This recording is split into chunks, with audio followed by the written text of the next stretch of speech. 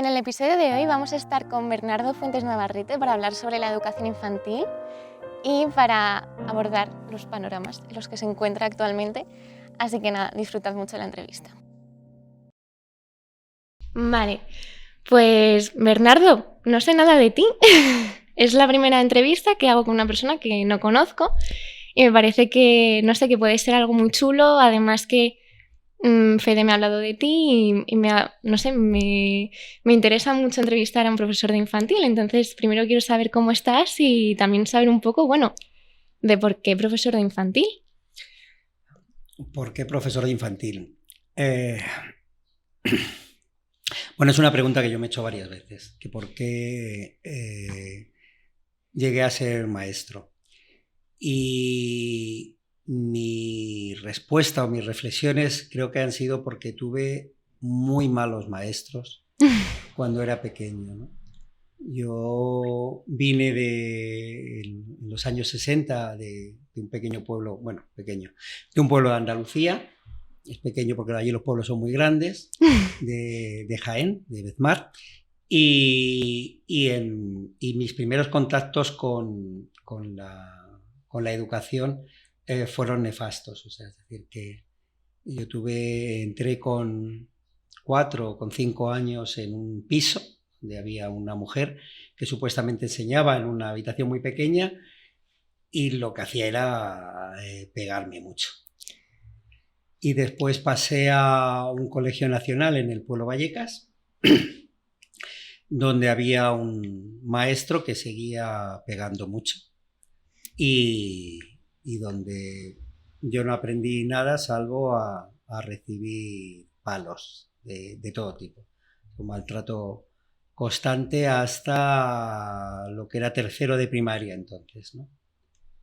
Y ya luego en cuarto vino otro maestro diferente, pero yo creo que mi pregunta es ¿por qué? Yo tengo la sensación, para compensar aquello que me pudo pasar, decidí ser maestro.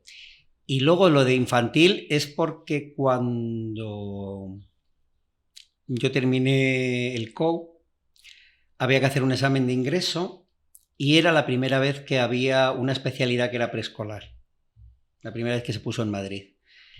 Y decidí que era lo que quería hacer, era magisterio, pero en la especialidad de infantil. Fue un poco complicado porque llevo trabajando desde los 14 años en distintos trabajos, pero bueno, pues dio la casualidad que saqué nota para poder ir a esa especialidad que se llamaba preescolar entonces. ¿Y alguna vez has dudado de que esta es tu vocación? A mí no me gusta hablar de vocación. Yo la verdad es que me lo paso muy bien y dudar, no. He sido director de un centro educativo durante 6 años, de una escuela infantil, porque nació mi segundo hijo y entonces era niños por la mañana y niños pequeños por la tarde. Tenía otro ya de 3 años y entonces me parecía que iban a salir perdiendo mis hijos. Y entonces en esos 6 primeros años de mi hijo pequeño decidí ser director de una escuela infantil. ¿Y cómo fue esa experiencia siendo director de una escuela infantil? Pues que hay algunos maestros y algunas maestras que son muy pesadas, igual que hay otros maestros y maestras que son maravillosos. Pero bueno, mi experiencia como director no he vuelto a repetir, con lo cual no sé si ha sido buena o mala, pero mi sensación con los adultos es un poco extraña. Yo tengo la sensación de que cuando uno se dedica a trabajar y a trabajar en el sector público, tiene que dar lo mejor que uno tiene. Y además tiene uno que ser la vanguardia en ese sentido. Pero bueno, como en todos los lados, hay gente que trabaja bien y gente que trabaja regular. Y entonces, bueno, ahí es donde a veces nos encontramos. Pero sobre todo porque la infancia, a mí me parece que donde tiene que estar es me parece que lo dijo Giner de los Ríos, las escuelas tienen que ser palacios y los maestros tenemos que dar todo el alma para poderles atender. Así que más problemas con maestros que con alumnos. Hombre, con el alumno siempre tienes los mismos problemas, pero no hay ningún problema con los alumnos son así. Los adultos es que son más difíciles de cambiar. Es decir, pero bueno, no vamos a hablar de organización, bueno, no sé, si quieres hablamos de organización educativa, pero yo creo que vamos a hablar de infancia y de escuela. ¿Y cómo es ser profesor de infantil? ¿Cómo es tu día a día? Pues mi día a día, aparte de venir con muchísima alegría, aunque hay unas programaciones que hay que seguir, más o menos en infantil son más flexibles, yo vengo con el corazón abierto todos los días y con la mente abierta a ver qué es lo que pasa. Y si yo creo que llevo más de 30 años en educación infantil, es porque me lo paso bien viniendo. Eso no quiere decir que no haya tenido momentos difíciles, o sea, es decir, que en infantil los niños son difíciles y mi concepto siempre ha estado asociado a una educación en la que la familia y el niño no está desligado, o sea, todo tiene que ver, o sea, es decir, yo no concibo la educación infantil solo para los niños, sino que es una educación infantil también para la familia. ¿Y por qué? Pues porque a mí me parece que es un todo, o sea, es decir, el niño no viene al cole a algo diferente a lo que le puede pasar, o sea, viene con lo que tiene en su casa, se va con lo que le ha pasado del cole a su casa, esos caminos se entrecruzan, se entremezclan, se convierten en otros caminos diferentes. Para mí no tiene sentido trabajar solo con el niño, o sea, es decir, yo creo que hay que trabajar también con la familia dentro de una visión, no sé si el término es integral, a lo mejor es demasiado corto, pero bueno, una educación integral, ¿no? O sea, es decir, que vea a los niños y a las niñas desde las necesidades más básicas, o sea, es decir, que si tiene mocos y hay que atenderle, y si le ha escapado un pis, pues hay que atenderle dentro de esa necesidad. Hasta si tenemos que hacer un taller de poesía, pues tendremos que invitarle a sacar su vena poética. Sí, que además la educación no está contextual. O sea, el niño viene con una mochila de cosas que ha aprendido en casa, de conductas que se generan en ella, y al final si el niño presenta y manifiesta una serie de problemas en clase, no es por la nada, sino que realmente hay una razón. Y ahora me pregunto, porque has hablado que esta programación en infantil es un poquito más libre que en educación primaria o secundaria. ¿Cómo es esto? Bueno, me imagino que será o que yo soy un maestro viejo y entonces decido colocar la programación en un sitio diferente, o que parte de mi metodología cuando vas a iniciar un tema parto de lo que ellos saben, preguntando, y que ellos informen también a sus compañeros y compañeras, o que si uno trae algo de casa y es significativo, pues lo vamos a ver qué es lo que pasa,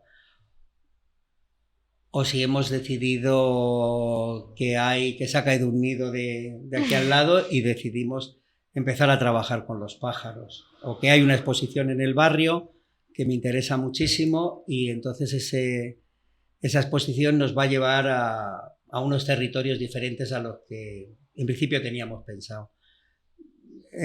Yo creo que en infantil la libertad del maestro no merma la capacidad que pueda tener de influir el currículum. Al margen de que yo creo que en otros centros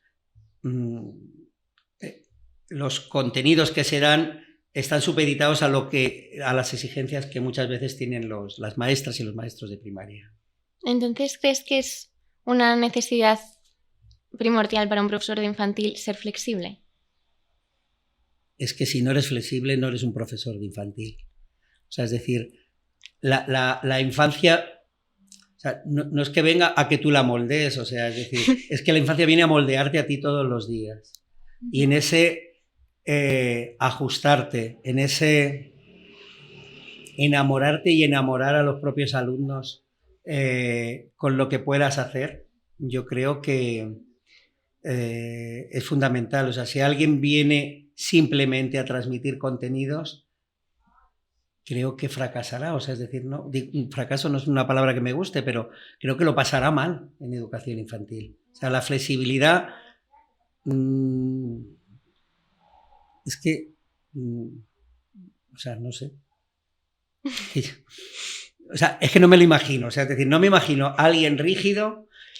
Vamos, sí me lo imagino porque yo sufrí eso. O sea, es decir, que si no sabía contestar a una determinada pregunta me llevaba un guantazo, ¿no? O me llevaba un reglazo en mi infancia. Pero yo creo que en educación infantil no hay posibilidad de no ser flexible. O sea, es decir, y como en cualquier relación en la que tengas que enamorar al otro para llevártele a un terreno afectivo en la que el aprendizaje pueda ser significativo, aunque estés hablando de los colibríes de la cuenca colombiana, porque ha venido una niña de Colombia y entonces tienes que buscar que le hables de esos colores, de esos cantos y los demás lo escuchen para poderla integrar. O sea, si tú viene una niña de un sitio determinado y lo primero que haces es no integrarla, o sea, por eso digo que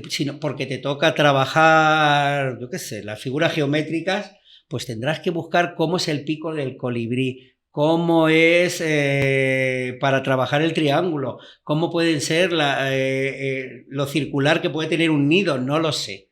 Es decir, pero tienes que andar conjugando con todo eso para que esa niña que acaba de llegar de un sitio diferente se sienta integrada, para que sus compañeras y compañeros vean que tiene algo que aportar que es diferente a lo nuestro, para que podamos poner en una pantalla dónde está Colombia, si está cerca, si está lejos, para que podamos sentir esas palabras que nos regala de otra manera diferente de pronunciar, ¿no? Y además de la flexibilidad, ¿qué otras características crees que tiene que tener un profesor de infantil? De la afectividad, ¿qué otras características? La alegría, no sé, hay que ser alegre, hay que saber que estás con los niños. O sea, a mí me parece que, a ver, culturalmente cualquier maestro, ¿vale? Me da igual, o sea, culturalmente cualquier maestro tiene que ir al teatro, tiene que ir a exposiciones, o sea, es decir, me parece que tienes que tener una base cultural importante, por un lado. Es que yo creo que luego, a la hora de tener un contenido específico, ser especialista en lectoescritura según no sé qué método, no sé qué, pues bueno, yo creo que eso se puede aprender con el tiempo y desde luego mi visión después de tantos años en educación infantil es que hay que ser ecléctico, o sea, es decir, hay que tener una mirada en la que vayas viendo lo bueno que tiene una cosa, que tiene otra. O sea, es decir, que recibo a alumnos y alumnas que se están formando en formación de profesorado y entonces de repente dicen, es que vosotros trabajáis por proyectos. Le digo, pues no necesariamente, o sea, es decir, porque no, es decir, cualquier metodología tiene sus compartimentos estancos y entonces, pues no sé, es como si fuera una estantería de libros donde tú vas cogiendo lo que vas necesitando. A mí me parece que hay que saber trabajar también con las familias, o sea, es decir, que el viernes pasado tuvimos aquí a una madre que nos hizo un taller de pasta. Entonces, era un taller de pasta donde tuvimos que hablar de dónde venía la harina. Tuvimos que hablar, utilizamos espinacas, tomates, o sea, hablamos de medio natural, el huevo, con lo cual metimos el tema también del medio animal y qué alimentos tenemos. Lo convertimos en un taller científico porque hubo que pesar y hubo que mezclar, ¿no? Y hubo que amasar en este caso, con lo cual metimos ahí la plástica, o sea, es decir, ellos al amasar no solo estaban mezclando, estaban viendo texturas, estaban viendo qué les estaba pasando en las manos, si se les pegaba, si no se les pegaba. Después ya, cuando ya teníamos una masa determinada, estuvimos haciéndola más plana con unas máquinas de hacer pasta. ¿De dónde venían esta pasta? ¿De dónde era esta madre, que era italiana? ¿Por qué lo hacían de una determinada manera, de otra? Estuvimos trabajando grosores, que era más ancho, que era más estrecho. Estuvimos trabajando, o sea, es decir, que digamos que de alguna manera pusimos todos los sentidos que teníamos, cómo olía, ¿no? Cómo era la vista, cómo se iba transformando aquello. O sea, todos los sentidos que tuvimos los pusimos encima del conocimiento, de la emoción. O sea, nos reímos, no sé qué, tal. Algunos se chupaban las manos, tenían que venir a lavarse. O sea, bueno, y digamos que de alguna manera quien pasó a ser la maestra de esos niños ese día, yo fui el ayudante, ¿no? Fue Francesca. O sea, Francesca se puso ahí y se la veía feliz de poder enseñar lo que ella sabía, ¿no?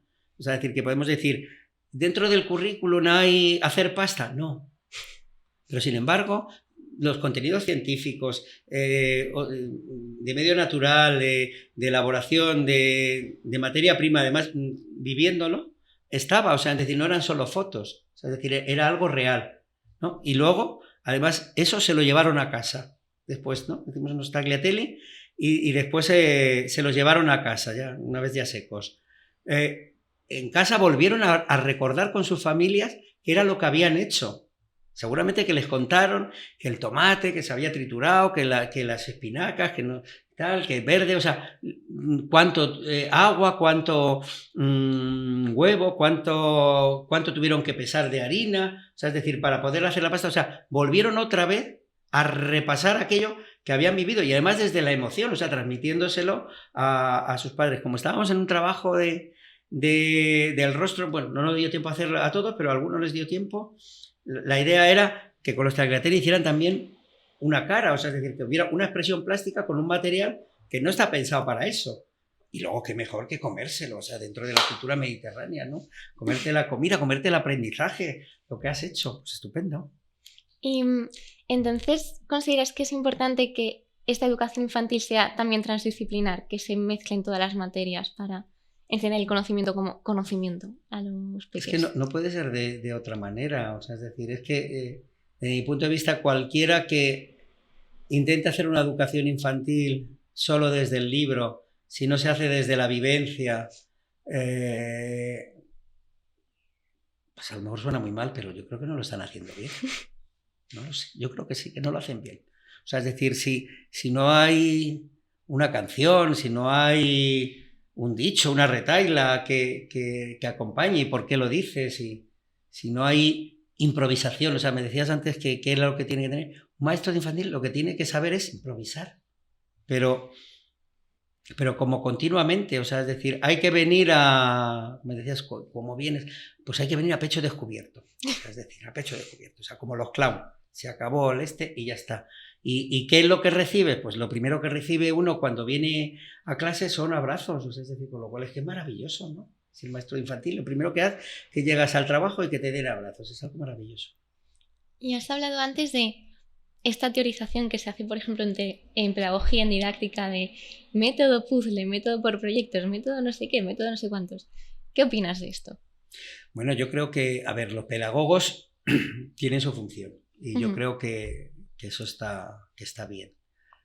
Es cierto que hay veces que la ciencia de la pedagogía me gustaría que fuera de otra manera, pero bueno, como soy maestro, creo que si yo le pongo a la utilización de un taller con una familia de pasta, una emoción increíble, a lo mejor no puedo categorizar que los talleres de pasta son imprescindibles en la educación infantil.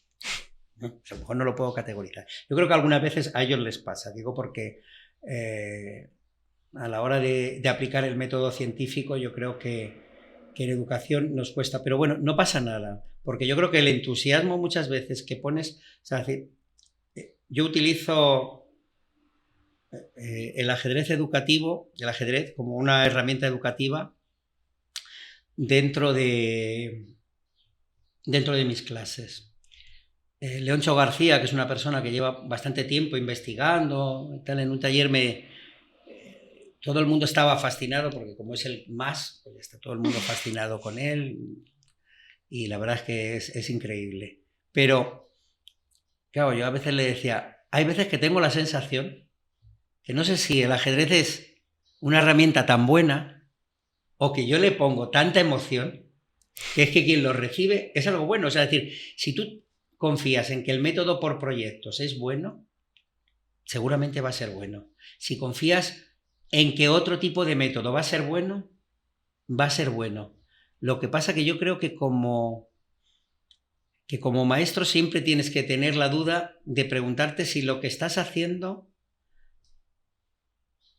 es científico, no es científico. Yo le he puesto mucha emoción, pues a lo mejor hay que darle otra vuelta, porque aquellos maestros o maestras que dentro de un método no quieren salirse porque ya lo tienen todo controlado, a mí me dan un poco de miedo al principio. Después me da tristeza, ¿no? Porque, claro, o sea, perderse otras cosas que pasan por el mundo porque te has colocado esa pequeña murallita que te da seguridad. Yo creo que a lo mejor en otras etapas es diferente, pero el maestro de educación infantil, otra característica que tiene que saber es manejarse en la inseguridad. ¿Y por qué lo digo? Porque los niños evolucionan, porque los niños son distintos. Tú decías que venían con la mochila. Bueno, pues uno viene con la mochila de casa y digo, con la mochila genética, o con, yo qué sé, o sin mochila, no lo sé.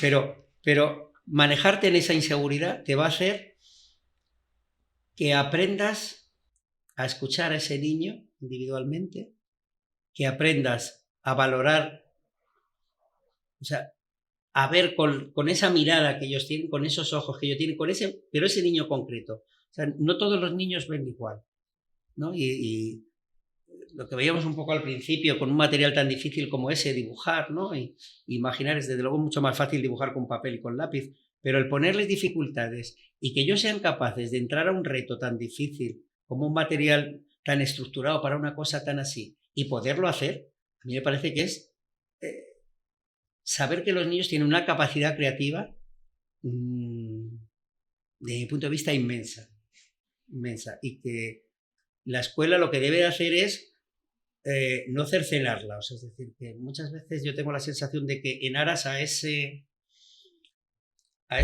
4, 6, 18 lados, 35.000 lados, me da igual, que señalan o que marcan los límites de ese territorio de una determinada pedagogía, se pierde algo. O sea, es decir, la escuela tiene que saltarse las vallas de las metodologías, tiene que saltarse las vallas de las escuelas, tiene que conquistar el territorio del ciudadano y observar y ver qué es lo que pasa alrededor. Claro, porque realmente así puedes hacer una progresión en la educación. ¿Y cómo son los niños de infantil? ¿Cuáles son sus características? Si pudieses describir cómo es un niño de 3, 4, 5 años, ¿qué es lo que dirías? Es que el problema de describir, no hay, o sea, el niño genérico no hay. Está Lian, está África, está Amalia, está Valeria.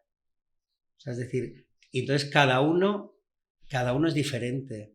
O sea, volvemos a lo de antes, o sea, es decir, esta categorización. Un niño con 5 años tiene que hacer 2 puntos. Pim, pim, pim, pim, pim, pim. O sea, cada niño es diferente. Cuando antes venías, estábamos con lo del libro, he hecho un pequeño cuentecito un pequeño librito que les voy a dar a cada uno. Al margen del tema narrativo o imaginativo que pueda tener el cuento, yo trataba en eso, de que se recogiera lo que ellos me transmiten o lo que ellos sienten. O sea, por eso es muy difícil. O sea, es decir, ¿cómo es un niño de 5 años? No lo sé. ¿Cómo es un señor como yo de 58 años? Pues no lo sé. Seguramente le preguntaríamos a cualquiera, ¿cómo son los señores de 58 años? O sea, es decir, tenemos una sensación de preguntar que todos somos iguales y que está bien que haya guías, o sea, que no digo que no, o sea, es decir, pero que hay veces que hay niños que pueden ir un poquito por detrás, un poquito por delante, un poquito hacia la izquierda, hacia la derecha, hacia arriba, hacia abajo, o sea, que es que no es un camino recto, sino que es un camino que va en todas las direcciones, o sea, ¿y cuál es el válido? O sea, es decir, ¿por qué un niño que va más atrás ya le tenemos que calificar que no va con arreglo a su edad. O sea, es decir, tiene una vida para recorrer y ya está. Y habrá niños más movidos, menos movidos. O sea, es decir, por eso te decía que es cada niño. O sea, es decir, a mí me resulta muy difícil categorizar a cómo es un niño. O sea, de 3 años. Un niño con 3 años, los que yo tengo ahora están en 5 o 6. Un niño con 3 años tiene ya que tener control de esfínteres. ¿Por qué? O sea, es decir, ¿por qué? Porque la escuela no le puede atender. Entonces decimos que los niños de 3 años, cuando vengan al colegio, ya tienen que tener el control de esfínteres, porque ya tienen suficiente madurez para tenerlo. Y si no lo tienen, pues tú como escuela lo que tienes que hacer es atenderle. Si es que es un niño, es que es Rubén, es que, no sé, es que es Jorge, es que, o sea, es decir, que a mí personalmente no soy capaz de describir a un niño de 5 años, fíjate. Es que no sé. Pero yo creo que para mí... O sea, suena así. La altura. No, así. No sé. Que también puede cambiar de un niño Claro, a otro. o sea, es decir, fíjate lo curioso que es. A ver, que yo creo que gracias a este tipo de pensamiento, de estandarizar y tal, nos permite también ir por otros caminos de estudio sobre la infancia y sobre todo, ¿no? Pero hay veces que el problema que tenemos es, pasamos la vara de medir, ¿no? Y entonces ahí ya está. Entonces, el que es bajito, le pasamos la vara de medir y es bajito. O sea, ayer cuando salí me encontré un niño del barrio que era de los más pequeñines que había. Bueno, estaba en 6º de primaria y era mucho más alto que yo. Y hoy ha venido otro que le sacaba la cabeza cuando estaba aquí en 5 años y sin embargo yo era más alto que él todavía. O sea, que aquel niño era bajito, era un niño de 5 años. Pero sin embargo ahora cuando tiene 12 es altísimo. ¿Sabes? Es decir, que en lo biológico, digo, en algo de crecimiento, el estándar, ¿para qué nos sirve en ese momento, ¿no? O sea, digo, en lo psicológico o en lo emocional, pues es que este niño es que es muy movidito y tal. Bueno, pues a lo mejor es muy movidito en ese momento. A ver, un niño que es movidito en un momento determinado sigue siendo movidito toda la vida, o sea, inquieto o inquieta. Pero ¿los niños tienen que ser más movidos o menos movidos? Pues un niño de 5 años lo que necesita es tener actividad motriz. Lo que no puede pasarse es el día o su vida escolar sentado en una silla.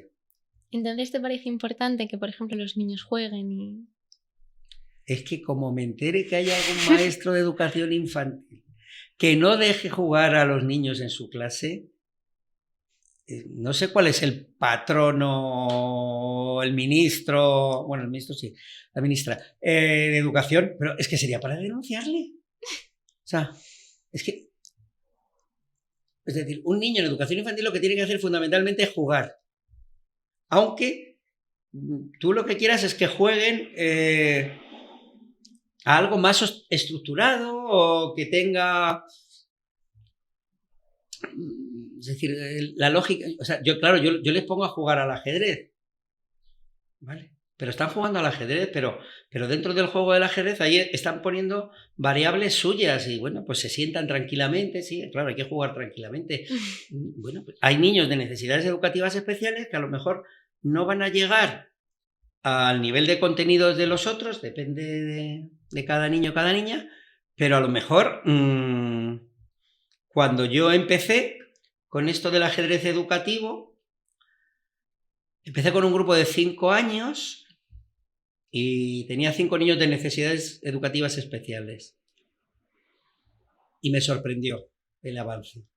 Al año siguiente empecé con los de 3 años. Estaba harto de recoger las piezas debajo de por todos los lados. ¿Por qué? Porque necesitaban tirarlas. O sea, es decir, el niño no necesitaba el acercamiento al ajedrez que yo le estaba ofreciendo.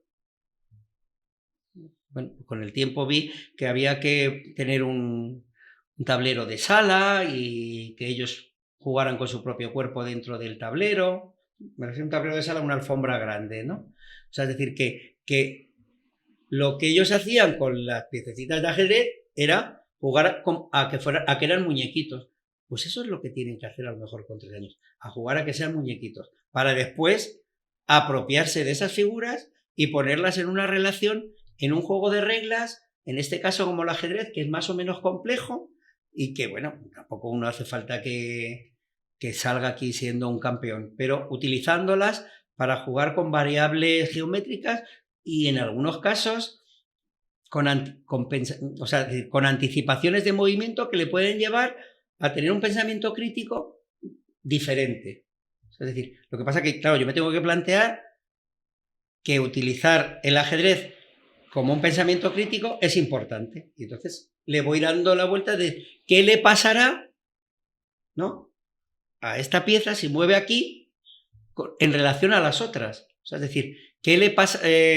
Imaginaros que estáis en una situación de la calle. O sea, ¿qué pasará si de repente, imagínate que estamos trabajando educación vial? Con todo esto, o sea, es decir, hay que ser muy flexible porque yo trabajo educación vial también. Pero imagínate que estamos en una situación de educación vial. Entonces, yo le digo, imaginaros que si por aquí van a pasar estas torres, ¿no? Ahí son las líneas verticales donde van las torres. Si pongo este alfil aquí en medio, ¿qué le pasará? Imaginaros que este es un peatón que quiere cruzar y por aquí van a pasar coches. ¿Qué le puede pasar? Pues evidentemente ellos dirán, pues que le atropellará. Bueno, pues vamos a jugar utilizando una herramienta educativa como puede ser el ajedrez educativo, a ver qué es lo que pasa. Entonces uno mueve y llega el coche y te atropella. ¿Y qué te pasa? Pues que te vas fuera. O sea, fuera del tablero, en este caso fuera de la calle, y hablamos de qué nos pasa cuando nos puede atropellar un coche, ¿no? Bueno, sería una utilización de una herramienta determinada. ¿Y opinas que se deja el suficiente espacio en las aulas para que los niños jueguen o se tendría que jugar más? Espacio o tiempo, o sea, es decir...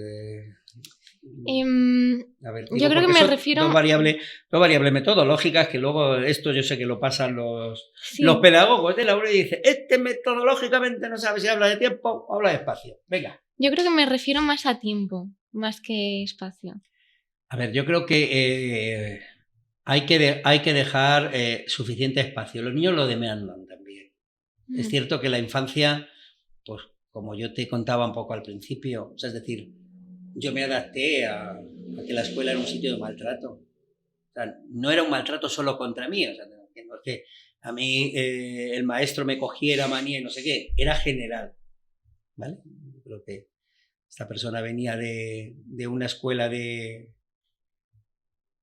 maestros del franquismo que no eran maestros y que entendían la educación de una manera, desde luego, desde mi punto de vista, equivocada. Pero en ese adaptarse, o sea, si tú coges y a los niños les tienes continuamente sentados, evidentemente los niños van a estar continuamente sentados. ¿Por qué? Pues porque al final los niños, una de las... ¿Cómo es un niño que decías antes, no? Pues los niños quieren agradar al adulto. Y en este caso le han dejado al cuidado de una persona adulta que se hace responsable. Entonces, si el maestro dice, quiero que me hagáis esto así, así, así, los niños lo van a hacer así, así, así. Lo que ocurre es que es el maestro el que tiene que saber qué es lo que está haciendo con lo que está pidiendo. O sea, si el juego es algo inherente a la infancia, aquellos que dicen a la escuela no se viene a jugar, a lo mejor es que no saben con quién están. O sea, es decir, a la escuela se viene a jugar. Hay además en educación infantil, suele haber una pregunta que suelen hacer y de, ¿es lo mismo trabajar y jugar? Digo, de oposiciones y demás, y es que el niño vive el juego de una manera, o sea, es que el trabajo es juego, o sea, es decir, no puede ser de otra manera. O sea, es decir, lo que tú pones en juego, lo que pones en juego son tus habilidades como... o sea, lo iba a decir en latín, pero como lo iba a decir mal, no lo voy a decir. Moluden, bueno, no lo sé. La capacidad de juego que tenemos como especie humana y en este caso el cachorreo, la infancia, o sea, es decir, nos vienen los genes. O sea, es decir, si yo tengo que interaccionar contigo, pues tengo que interaccionar contigo de una determinada manera. Cuando una madre o un padre coge a un niño, ¿vale?, y le abre mucho la boca y le hace como que le da un bocado en la tripa y eso produce una satisfacción tanto en el niño por el contacto corporal como en nuestro cerebro, es porque estamos enseñándole a jugar de una determinada manera. Si pensara que no lo estamos comiendo, pues desde luego no le haría tanta gracia. Claro. ¿Y tú qué cambios harías para que la educación en infantil fuese más lúdica? ¿Cómo? A ver, repíteme la pregunta. ¿Qué cambios podrías hacer? O sea, si tuvieses una varita mágica y pudieses hacer que la educación infantil fuese aún más lúdica, ¿qué harías? Para que algo sea lúdico en educación infantil, lo que hay que pensar es que hay que observar a los niños qué es lo que hacen y a partir de ver qué es lo que hacen, tratar de construir tu método, tu enfoque pedagógico o lo que sea. Ahora mismo se está hablando de gamificación de enseñanza primaria. ¿Por qué se quiere volver a que haya juegos en educación primaria, que parece que está todo más? Sí, o sea, será porque de repente se han dado cuenta, ¿no?, los maestros, las maestras, los pedagogos, de que no está funcionando la estructura como la tienen. O sea, es decir, cuando un investigador se enfrenta a hacer una investigación, lo primero que tiene que hacer es jugar con su hipótesis, es poner esa hipótesis a cambiarla, a darle la vuelta, a verla desde otro punto de vista. O sea, el niño cuando está jugando lo que está haciendo es eso, es a la realidad, a lo que les estás ofreciendo, es darle la vuelta, darle otro punto de vista. O sea, en ese juego de gomas que solo sirve y las instrucciones vienen para hacer líneas o para hacer triángulos o cuadrados o círculos o figuras geométricas, de repente un niño es capaz de hacer un dragón.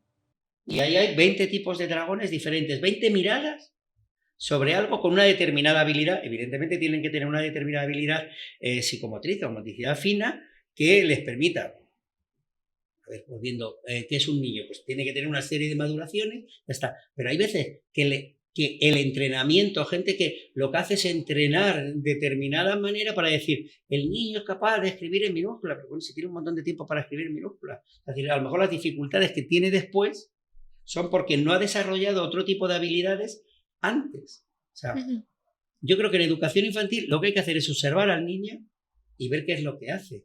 Evidentemente, con los límites que puede llevar en el que tú no le puedes hacer daño al otro o a la otra. ¿No? O sea, es decir, esa es la barrera que tienes que ver, que a la hora de relacionarte tienes que, y que tienes que aprender porque el otro o la otra no te quiere dejar algo. ¿Y cómo se encuentra la educación infantil ahora mismo en España? En España, madre mía, qué difícil. Sí. Qué difícil. Bueno, pues yo creo que, en principio, desde mi punto de vista, la educación infantil, considerando una educación infantil de 0 a 6 años, yo creo que ha evolucionado bastante, ¿vale? Creo que la nueva reforma que ha metido el Ministerio, yo creo que vuelve hacia un enfoque en el que volvemos a mirar al niño. Los adultos nos pasa algo curioso y a los maestros más. Aquello en lo que creemos que es aquello, a ver, ¿cómo te lo diría yo? A ver, en el proceso de enseñanza está la enseñanza y el aprendizaje. Cuando creemos que estamos enseñando de una determinada manera y que más o menos funciona, nos olvidamos de cómo está el otro aprendiendo. Desde mi punto de vista, esta nueva ley que se empieza a aplicar el año que viene, que en algunas comunidades autónomas, es que es muy dispar, en algunas comunidades autónomas ya se está aplicando, sobre todo en el 3-6. Se vuelve a tener mirada sobre el niño o la niña de cómo aprende, ¿no? Y de cómo le tenemos que ayudar a construirse, ¿no? Más que cómo construirle, cómo le damos, cómo no sé qué, cómo tenemos que acompañar a ese aprendizaje. Y luego, decir que en España cómo está, o sea, yo creo que hay avances significativos generales que está bien, pero lo que tenemos que fijarnos es que ni siquiera en este barrio, no este subbarrio como es el Palomeras, dentro del barrio de Vallecas, hay tantas educaciones infantiles diferentes, que es que tratar de decir cómo está la educación infantil, pues creo que es complicado. Digo, desde un punto de vista, a mí me resulta difícil desde un punto de vista sistémico, o sea, es decir, creo que se avanzan, creo que lo que hay que fijarse es donde hay experiencias interesantes, pero fíjate aún más, yo creo que donde hay experiencias, donde el maestro o la maestra, cuando te está contando su experiencia, notas que está enamorado de sus alumnos y sus alumnas. O sea, ese enamoramiento que tú notas, dices, pues es que está haciendo algo muy bonito, ¿no? Es decir, digo, en ese enamorarse, decir, es que sale encantado y encantada de clase, ¿no? Con lo que ha hecho hoy. Y en esta escuela, Zaleo, ¿cómo organizáis normalmente la programación del curso? Uy, bueno, lo voy a decir que ya soy un maestro viejo. Mira, pues antes lo organizábamos de una determinada manera, pero a base de que las inspectoras y los inspectores no entendían una manera flexible de organizar el currículum, decidimos tener un diseño clásico. Como no tenemos una editorial que nos guíe y nos diga cómo tenemos que hacerlo, como hay en otros sitios que lo hacen, pues decidimos en un momento determinado que estábamos cansados de explicar el método al inspector o a la inspectora que va cambiando. Esto sé que me va a costar caro, pero bueno, me queda poco para jubilarme. Entonces decidimos hacer unas programaciones que entendieran con respecto al currículo por unidades didácticas. Entonces llega el inspector, te mira las unidades didácticas, te las aprueba, porque tiene sus contenidos, sus objetivos, su evaluación, tiene todo. Todo lo que tiene que tener que marca el currículum, lo tiene. Y luego después, la vida es la que nos va marcando qué es lo que tenemos que hacer. Evidentemente yo ahora tengo que hacer un informe final de etapa de cada niño y cada niña, y durante todo este tiempo, pues yo creo que hemos visto todos los contenidos. Aunque haya contenidos que, ¿cómo lo diría? Hay pedagogos y pedagogas que piensan, que yo creo que no han estado nunca en educación infantil, y que como no escuchan a los maestros, pues deciden poner determinados bloques de contenidos que no saben lo que dicen. Ya está, venga. Sí, no, pero sí que estoy muy de acuerdo de que hay como una desvirtualización del pedagogo con el educador infantil o con el resto de educadores, y que hay como una barrera. Y es algo que realmente me fastidia, porque yo, por ejemplo, mi deseo es intentar ser profesora en tanto secundaria, y cuando lo consiga, pues también infantil y en primaria. Y además de estar estudiando la carrera de filosofía, estoy estudiando la carrera de pedagogía, y sí que noto en las cosas que voy estudiando que están como muy desvirtualizadas de lo que realmente existe, y que realmente estoy aprendiendo mucho más de, por ejemplo, hablando contigo y que tú me digas, pues mira, pues un niño es flexible, o un niño tú te tienes que adaptar, o un niño es así, es asá, y no puedes definir cómo es un niño y no puedes hacer una tabla de cómo es. Entonces, es algo que verdaderamente también me fastidia, incluso como estudiante de la propia materia. A ver, o sea, yo te he dicho antes que yo entendía que para avanzar en la pedagogía, no sé, hay que buscar las taxonomías y hay que marcarlas, porque eso te permite saber si te equivocas, si no te equivocas y demás. Pero yo no me voy a meter cómo se forman a los futuros pedagogos o a los futuros maestros. Es cierto que tengo la sensación de que en la universidad digo porque yo también he pasado por ella.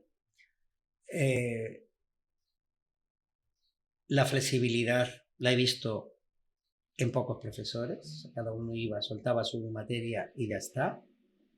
Y como yo trabajaba y estudiaba, en algunos casos he sido repetidor y entonces volver al año siguiente a volver a escuchar lo mismo que escuché el año anterior, pues me cuesta. O sea, es decir, que yo creo que hay veces que buscar los contenidos en otros sitios.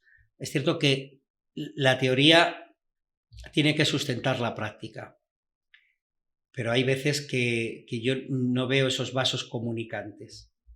He trabajado con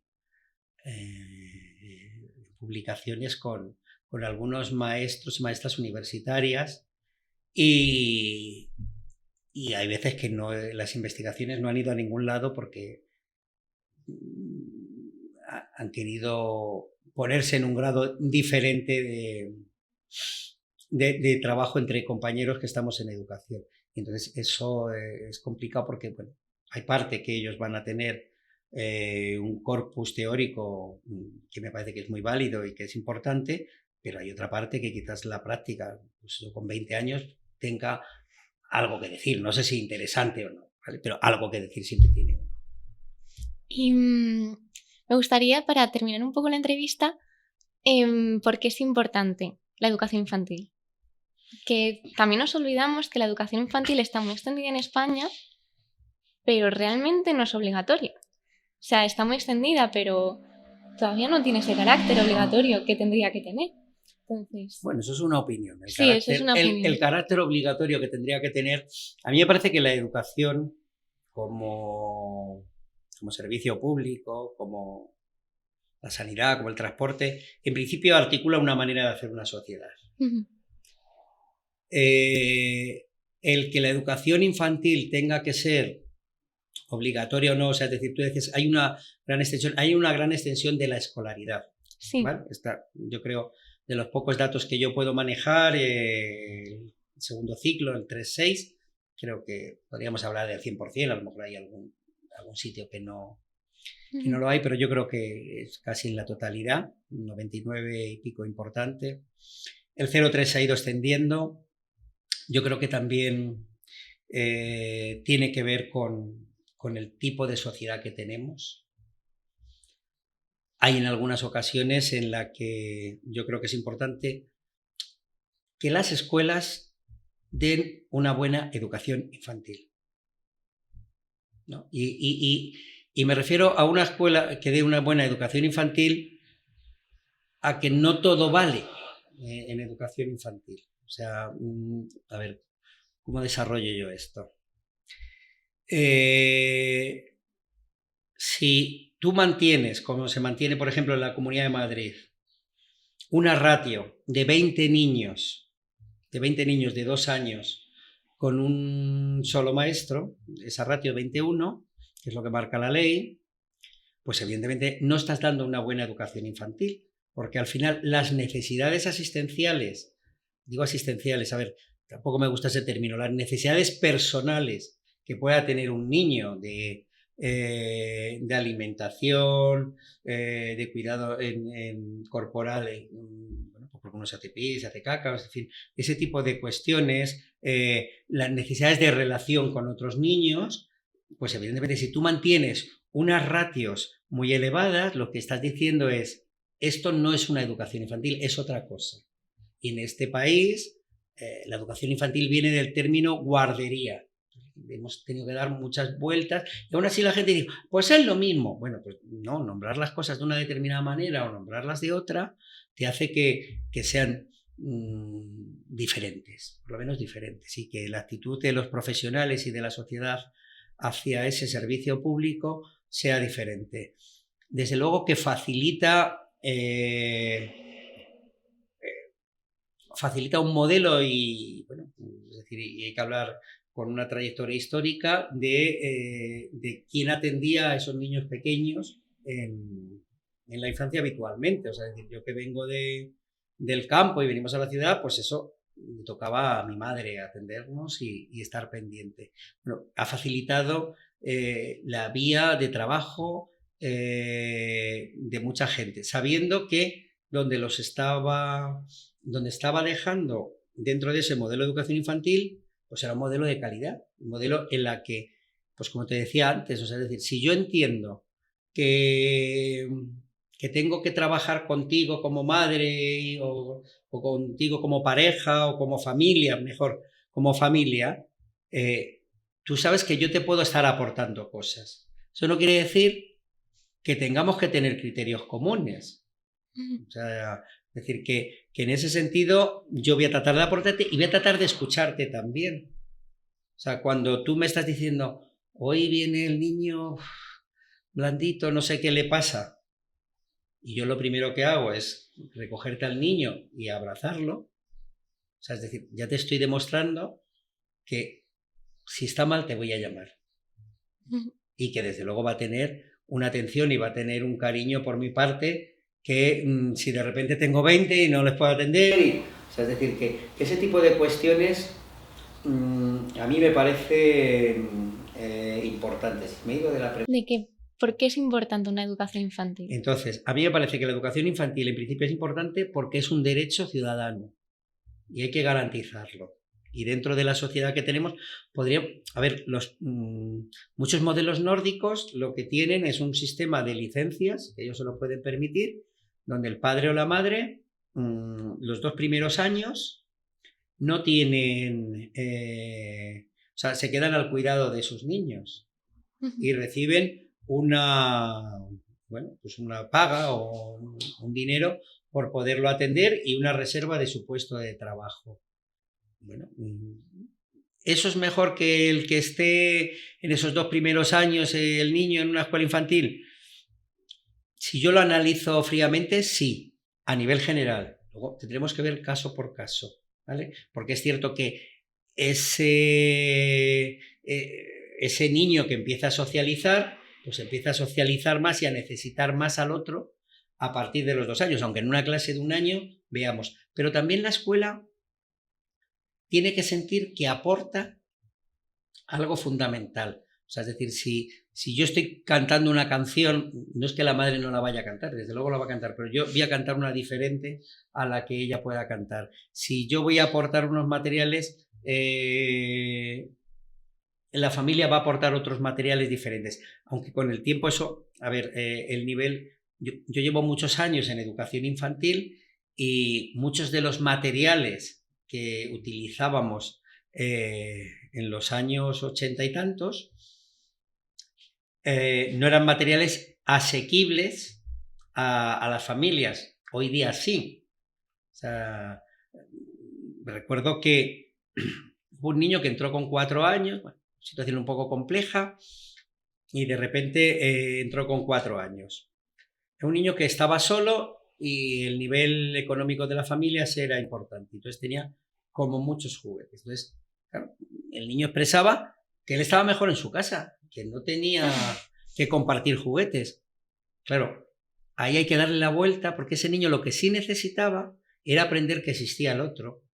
O sea, es decir, que el pensamiento es egocéntrico de yo soy el centro del mundo, ese pensamiento, si yo soy capaz de compartir contigo, estoy empezando a ver al otro.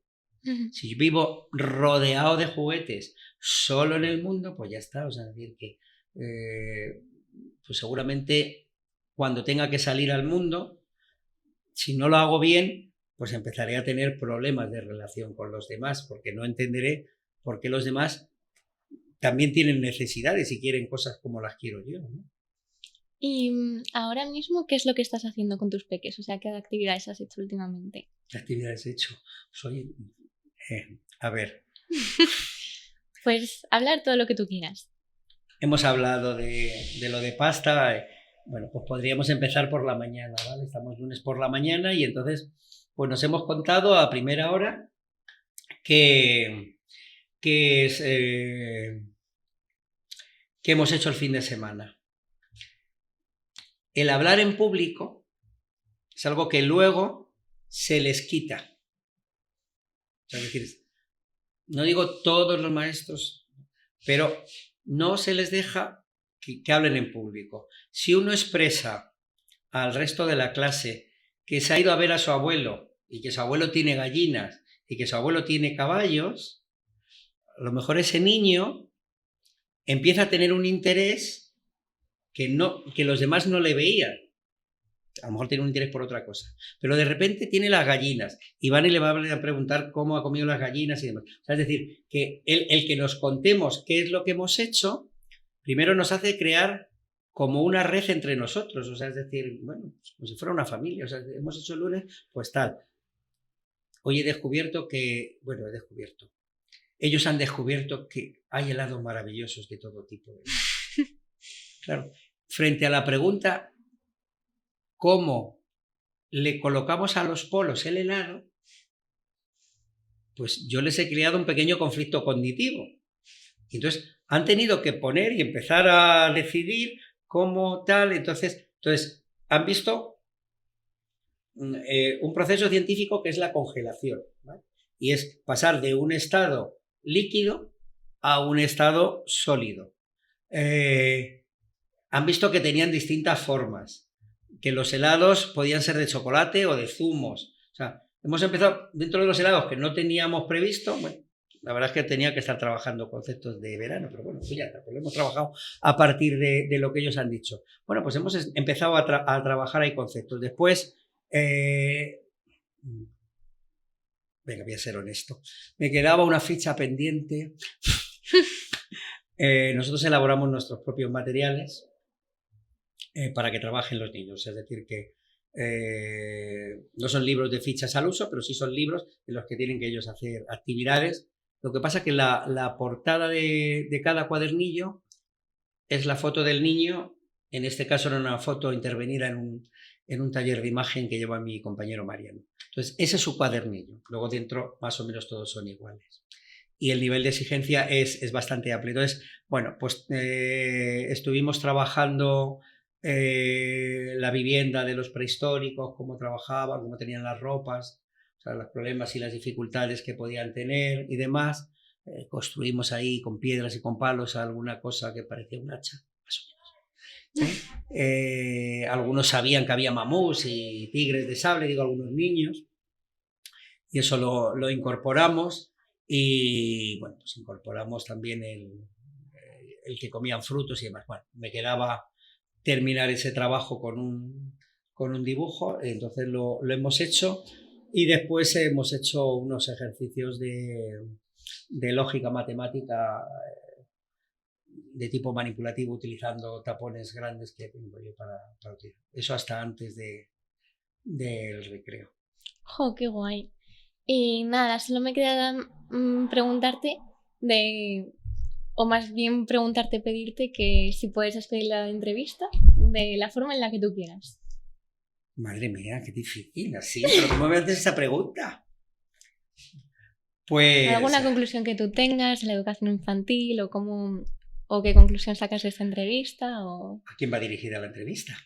Pues va un poco dirigida a todo el mundo porque considero que todo el mundo ha sido o es partícipe de la educación, o tanto recibiéndola o... Vale, pero al margen de todo el mundo digo, porque a la hora de despedir me tendré que dirigir a alguien. ¿Quién lo va a ver más? ¿Alumnos de o profesores de? No sé, ¿quién? Digo, luego ya les digo, para todo el mundo ya les hago la...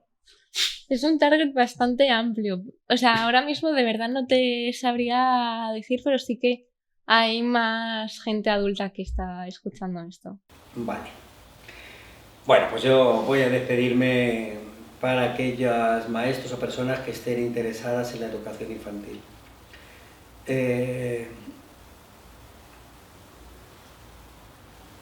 Venid como vienen los niños y las niñas a clase todos los días, en blanco.